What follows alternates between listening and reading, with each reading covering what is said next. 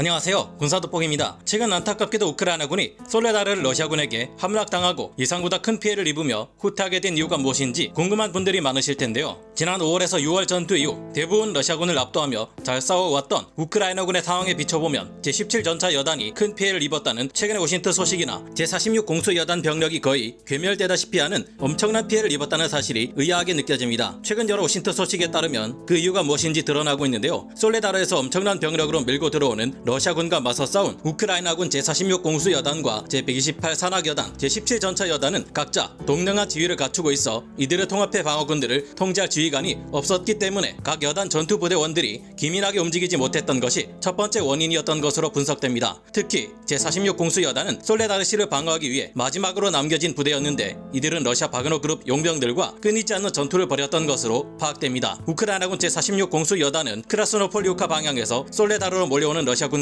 블라우다트네 방향에서 솔레다르로 향하는 러시아군의 공세를 측면 방향에 붙잡아 두려 했고, 이들을 지원하기 위해 우크라이나군은 추가 병력 증원을 보냈다고 합니다. 이들은 러시아군 병력들이 정면으로 치고 들어올 것이라 예상했는데요. 그런데 러시아군이 이 예상과 달리 솔레다르 도심지의 측면으로 우회 기동하며 포위하려 하자 이에 대응하기 어려워졌다고 하는데요. 러시아군 쪽에서도 이 같은 포위 기동을 실시하는 동안 너무 지나친 인명피해를 입었고 최일선의 부대원들이 주춤하기 시작하자 우크라이나군 지휘부에서는 이 러시아군 병력들이 우선 전열을 재정비한 후 다시 공세를 실시할 것으로 내다보았습니다. 상식적으로 이렇게 판단하는 것이 정상일 텐데요. 이 잠시 동안의 시간을 틈타 우크라이나군은 추가 증원군을 보내고 제46 공수여단의 병력 또한 재정비해 각 부대가 서로 교대해가며 방어선을 지킬 수 있도록 대비하려 했다는데요. 그런데 러시아군이 또 한 번 우크라이나군의 예상을 깨고 솔레다르 전역에 엄청난 추가 예비대 병력을 투입했다고 하는데요. 엄청난 피해가 발생하는 것에도 아랑곳하지 않고 러시아군은 동료의 시체를 넘고 넘어 진격해왔고, 탄약이 부족해진 우크라이나군 방어군들도 전열이 무너지며 후퇴하기 시작했다고 합니다. 아무리 그래도 러시아군이 설마 이 정도까지 무모한 공세를 가해올 줄은 몰랐던 우크라이나군 지휘부마저 예상치 못한 상황을 겪으며 혼란에 빠져버렸고, 이 때문에 우크라이나군 제46 공수여단에게는 철수하라는 명령이 제때 내려지지 못했다고 하는데요. 이 때문에 우크라이나 제46 공수여단 병력은 솔레다르 도심지 전역에서 러시아 바그너 그룹 용병들이나 러시아 공수군 전력들과 뒤섞인 채 사방에서 달려드는 적들과 싸워야 했다고 합니다. 결국 이로 인해 제46 공수여단 병력은 괴멸에 가까운 피해를 입었지만 지나친 피해를 무시하고 더욱 무모한 공세를 가했던 러시아군은 더욱 심각한 피해를 입게 되었다고 하는데요. 제17전차 여단의 대원들이 많은 불만을 나타냈다는 것 또한 방어작전의 지휘 통제가 제대로 되지 않아서였던 것으로 여러 오신트 전문가들은 파악하고 있습니다. 그동안 여러 전투에서 우크라이나군의 전차 여단들은 여러 전선에 파견되는 방식으로 운용되어 왔는데요. 제17전차 여단은 원래 다른 전선에서 작전을 수행하고 있던 중 제46 공수여단과 제128 여단의 다급한 요청에 의해 솔레다르 전선에 투입된 것으로 확인되고 있습니다. 이렇게 급히 투입되다 보니 제17전차 여단은 솔레다르 전선의 상황이 도대체 어떻게 돌아가는지 파악하지 못한 채 불리한 전투를 치러야 했고, 그 결과 헤르손 전선에서와 달리 예상보다 훨씬 큰 피해를 입게 된 것으로 현재 파악되고 있는데요. 이처럼 솔레다르 전선에서 우크라이나군 지휘관들은 서로 일관된 통합 지휘 체계를 갖추지 못한 이유로 솔레다르에서 물러나게 되었던 것으로 보입니다. 우크라이나 육군 전체를 지휘하며 수도인 키이우 방어를 책임지는 올렉산드르 시르스키 상장은 이후 현장을 방문했는데, 당시 솔레다르 전투에 참가했던 지휘관들을 질책하고 이들의 서열을 정리해주기 위한 방문이었던 것으로 파악되고 있는데요. 그러나 이처럼 지옥과도 같은 현장에서 우크라이나 제46 공수여단의 주력 병력들은 포위망을 빠져나갈 수 있었고, 상식을 벗어난 진격을 러시아군이 계속한 탓에 러시아군의 사상자 규모는 우크라이나 사상자 수의 10배를 넘어설 정도로 커졌다고 합니다. 우크라이나군 제46 공수여단 전력은 영국에서 선진 군사 교리를 훈련받은 정예 병력이었기에 이들을 잃었다는 것은 쓰디쓴 피해인데요. 그러나 솔레다르 전투에서만 최소 수천 명, 아니 수만 명을 넘어서는 사상자를 기록한 러시아군의 피해는 더욱 심각합니다. 그러나 최근 러시아 국가 수뇌부들이 무려 70만 명에 달하는 추가 동원을 감행할 것이라 발표하며 더욱 많은 러시아의 젊은이들이 전쟁터에서 사라져갈 것이 예상되는데요. 따지고 보면 지금까지 러시아에서는 무려 120만 명에서 130만 명 이상에 달하는 엄청난 인력을 전장의 희생양으로 밀어넣으며 국가 경제력을 지속할 역량마저 크게 상실하고 있습니다. 이렇게까지 하면서 러시아가 달성하려는 것은 무엇일까요? 상상을 초월하는 인력으로도 공세가 실패하자 그보다 더욱 말도 안 되는 규모의 인력을 희생시키며, 그동안 러시아군은 어느 정도 전과를 확대시켜 왔는데 70만 명의 추가 증원군이 전선에 나타난다면 우크라이나군도 결국 위기에 빠지고 마는 걸까요? 전문가는 아니지만 해당 분야의 정보를 조사 정리했습니다. 본의 아니게 틀린 부분이 있을 수 있다는 점 양해해 주시면 감사하겠습니다. 현재 우크라이나 전장에서 러시아군이 얼마나 비인간적인 대우를 받으며 총알바지 혹은 대포밥으로 내던져지고 있는지 공개되어 전 세계에 충격을 주고 있습니다. 보통 전쟁이 장기화되면 서로가 실제 전투를 겪으며 적의 전술을 배우거나 이에 대한 대응법을 익히며 양측 모두가 점점 더 무서운 베테랑으로 발전해 나가기 마련인데요. 그런데 현재 변화된 러시아군의 전술을 자세히 자세히 들여다보면 1년 가까이 전쟁을 치르고 있으면서 배운 것이 없는 게 아니라 오히려 더욱 자국군의 희생을 늘리는 퇴보한 전술을 구사하는 방식으로 변화되어 기가 막히게 합니다. 러시아군은 본격적인 공세를 시작하기 전에 전통적인 구소련식 화력 공세를 퍼붓습니다. 이들은 보병들을 밀어넣기 전 공세를 가하는 방향 전면에 정확도가 크게 떨어지는 포격의 단점을 최소화하기 위해 광범위하고 대대적인 포격을 약 45분에서 150분까지 퍼붓습니다. 통상적으로 이 같은 포격에는 대대 전술단 두세 개당 한 개 포대가 배치되는 BM-21 그라드 다연장 로켓이 많이 사용되며 BM-27 우라강 다연장 로켓이나 152mm 포 또한 동원됩니다.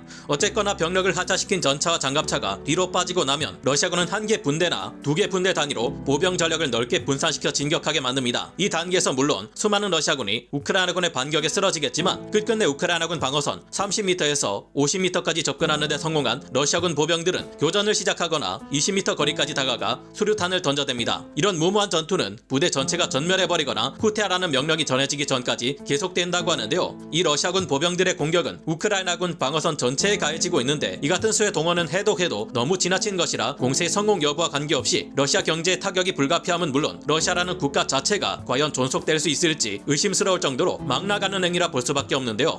지금까지의 러시아군 공세 형태를 볼 때 이들 70만 명 공세가 실시되어도 러시아군의 질은 계속해서 신병 수준을 벗어나기 어려울 것으로 보입니다. 지금까지야 병력의 규모와 체급을 통해 러시아가 그나마 선전하고 있지만 이는 그만큼 빠르게 러시아군의 공세 지속 역량이 떨어지고 있다는 말이기도 합니다. 최근 드디어 독일에서도 최신형 레오파르트 2A7 이상의 전차 15대를 지원하겠다고 발표했고 올 봄이면 우크라이나군은 서방에서 지원되는 챌린저2 전차 및 폴란드와 다른 3개국의 레오파르트2 계열 전차 수십 대를 운용하게 됩니다. 28억 5천만 달러 규모로 최대 규모로 경신했던 미국의 지원에 이어 그 후속 지원도 더해질 것이라 발표되었는데요. 갈수록 더 많은 장비를 지원받는 우크라이나군과 갈수록 더 많은 인력을 충원하고 있는 러시아군. 아무리 러시아군의 병력 수가 어마무시하다 해도 우크라이나 방어선을 돌파하기에 러시아군 지휘관들의 역량은 크게 떨어지며 베테랑 정예 병력들이 더는 존재하지 않는데 누가 이길지는 뻔하지 않나 생각해봅니다.